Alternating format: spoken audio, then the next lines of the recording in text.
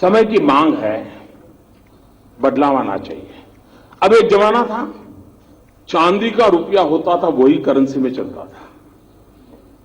वक्त बदलते बदलते कागज का आ गया। चल रहा है कि नहीं चल रहा है? अब वक्त बदल रहा है तो टेक्नोलॉजी से ऑनलाइन बैंकिंग हो रहा है।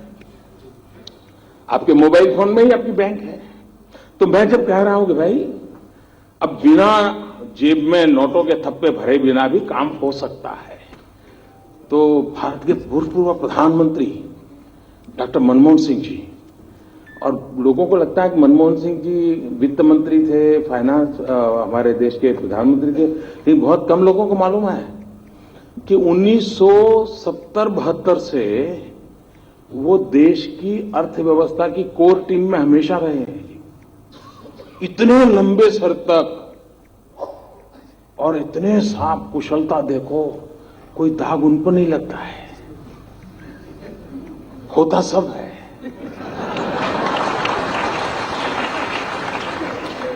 उन्होंने अभी ऐसा कहा, जब मैं कैशलेस की बात करता हूं, उन्होंने कहा कि जिस देश में 50% लोग गरीब हो, वहां ये टेक्नोलॉजी वगैरह कैसे हो सकता है।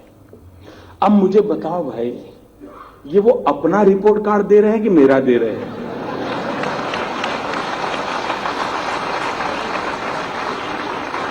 ये 50% गरीबी, ये विरासत किसकी मैं झेल रहा हूं जी? मनमोहन सिंह जी, आप विरोध करें कोई बात नहीं, आप पूर्व प्रधानमंत्री हैं, हम गंभीरता से लेते हैं आपकी बात को, लेकिन आप अपना रिपोर्ट कार्ड दे रहे हैं, ये मुझे खुशी हो रही है। उनके एक दूसरे महानुभाव जो देश के वित्त मंत्री रहे, वो लेख भी लिखते हैं, श्रीमान चिदंबरम जी, उन्होंने कहा कि हमारे देश में 50% गांवों में अभी भी बिजली नहीं है, तो कैशलेस कैसे करोगे? अब बताइए साहब, कहीं पर बिजली थी किसी गांव में, मैंने आकर के खंभा उखाड़ दिएगा।